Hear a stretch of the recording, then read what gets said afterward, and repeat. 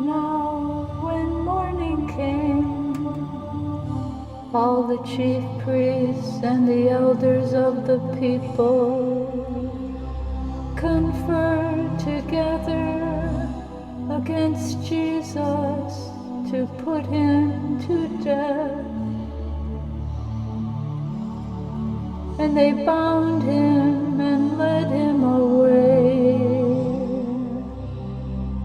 and handed him over to Pilate, the governor.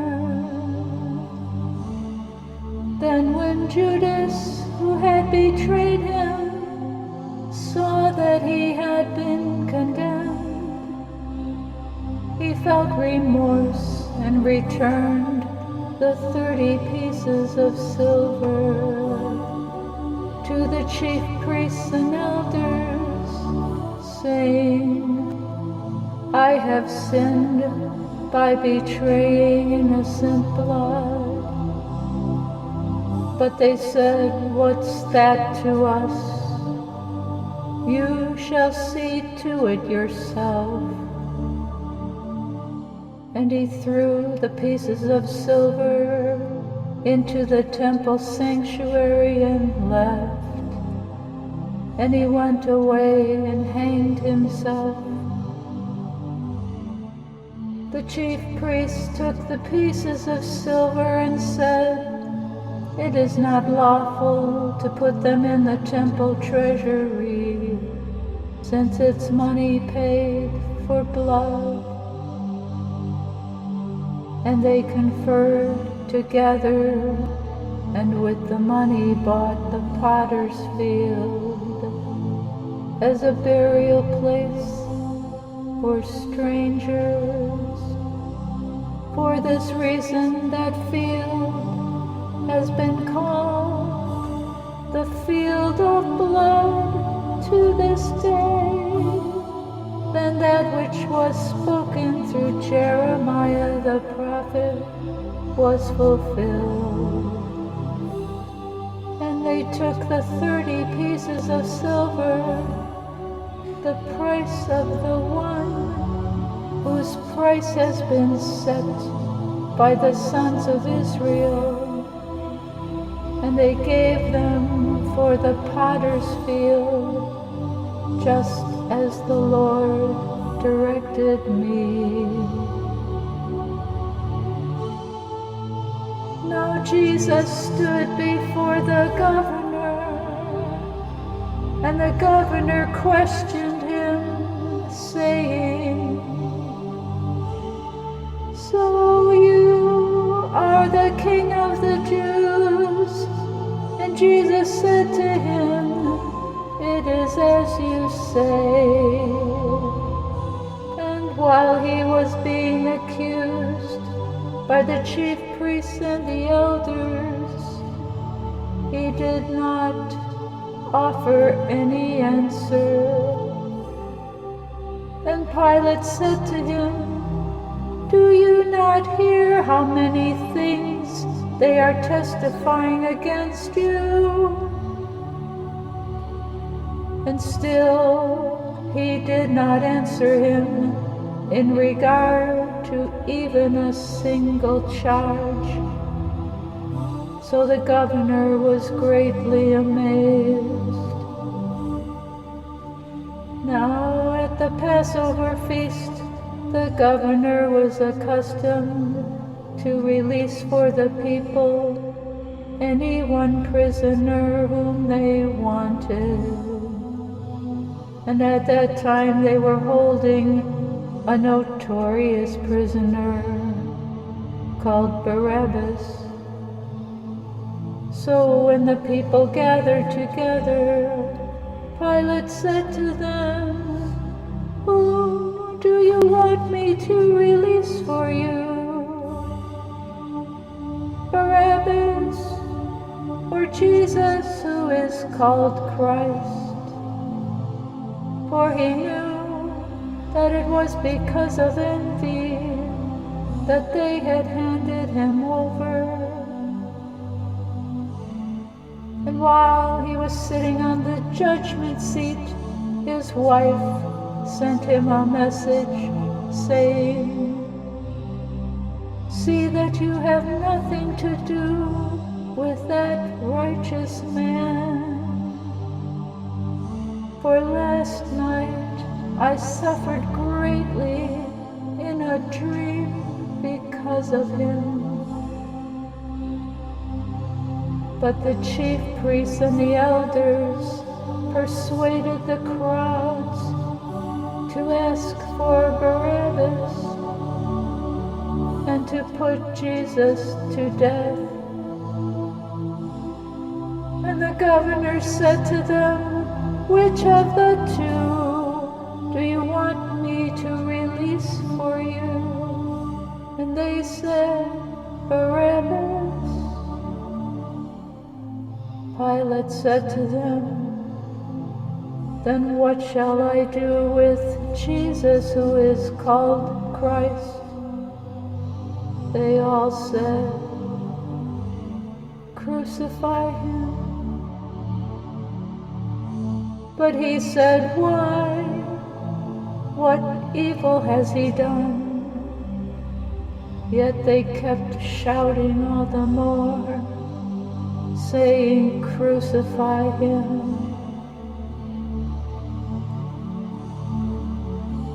Now when Pilate saw that he was accomplishing nothing, but rather that a riot was starting, he took water and washed his hands in front of the crowd, saying, "I am innocent of this man's blood. You yourselves shall see." And all the people replied, "His blood shall be on us and on our children." Then he released Barabbas for them. And after having Jesus flogged, he handed him over to be crucified.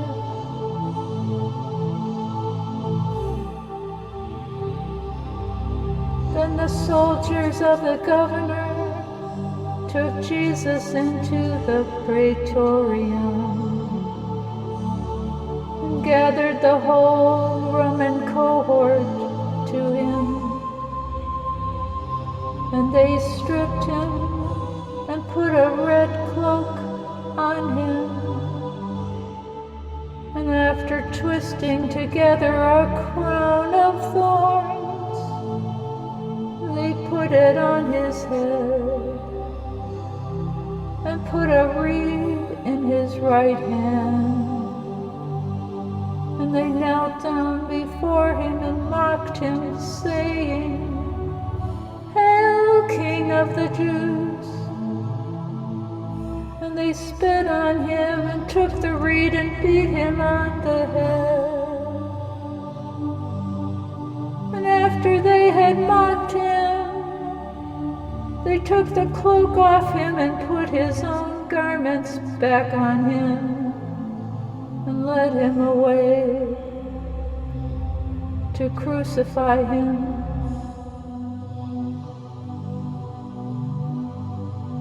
As they were coming out, they found a man of Cyrene named Simon, whom they compelled to carry his cross. And when they came to a place called Golgotha, which means place of a skull, they gave him wine mixed with bile to drink, and after tasting it, he was unwilling to drink it. And when they had crucified him, they divided his garments among themselves by casting lots. And sitting down, they began to keep watch over him there. and above his head they put up the charge against him, which read, "This is Jesus, the King of the Jews." At that time, 2 rebels were being crucified with him, one on the right and one on the left. And those passing by were speaking abusively to him, shaking their heads and saying, "You who are going to destroy the temple and rebuild it in 3 days, save yourself. If you are the Son of God, come down from the cross." In the same way, the chief priests also, along with the scribes and elders, were mocking him and saying, "He saved others. He cannot save himself. He is the King of Israel. Let him now come down from the cross, and we will believe in him. He has trusted in God. Let God rescue him now, if he takes pleasure in him. For he said, 'I am the Son of God.'" And the rebels who had been crucified with him were also insulting him in the same way. Now from the 6th hour, darkness fell upon all the land until the 9th hour. And about the 9th hour, Jesus cried out with a loud voice, saying, "Eli, Eli, lema sabachthani," that is, my God, why have you forsaken me?" And some of those who were standing there, when they heard it, said, "This man is calling for Elijah." And immediately one of them ran, and taking a sponge, he filled it with sour wine and put it on a reed and gave him a drink. But the rest of them said, "Let us see if Elijah comes to save him." And Jesus cried out again with a loud voice and gave up his spirit.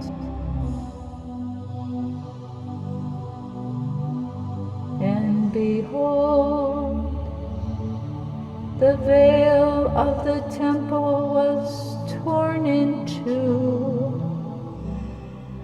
from top to bottom, and the earth shook, and the rocks were split. Also the tombs were opened, and many bodies of the saints who had fallen asleep were raised.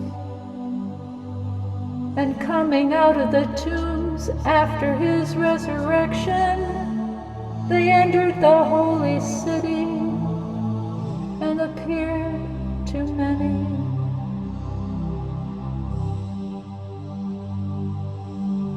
Now, as for the centurion and those who were with him, keeping a guard over Jesus, when they saw the earthquake and the other things that were happening, they became extremely frightened and said, "Truly this was the Son of God."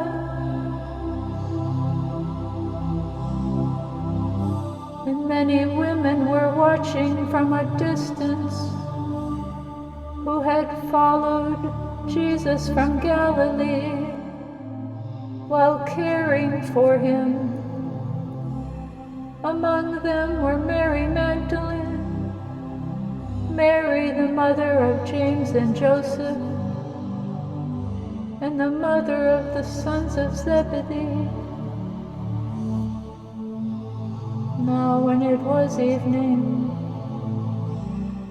a rich man from Arimathea came, named Joseph, who himself had also become a disciple of Jesus.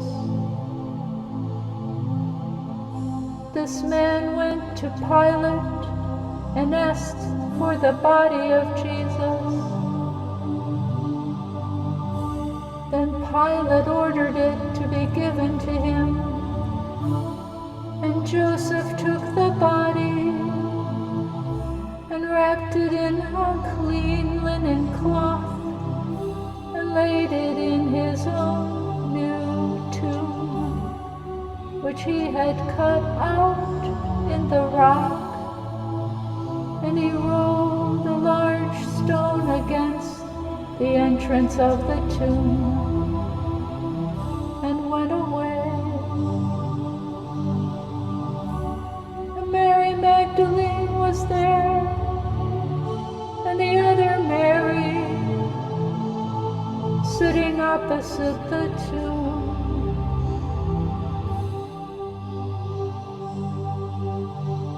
Now on the next day, which is after the preparation, the chief priests and the Pharisees gathered together with Pilate, and they said, "Sir, we remember that when that deceiver was still alive, he said, 'After 3 days I am rising.' Therefore give orders for the tomb to be made secure until the 3rd day. Otherwise his disciples may come and steal him and say to the people, 'He has risen from the dead.' And the last deception will be worse than the first." Pilate said to them, "You have a guard. Go make it as secure as you know how." And they went and made the tomb secure with the guard, sealing the stone.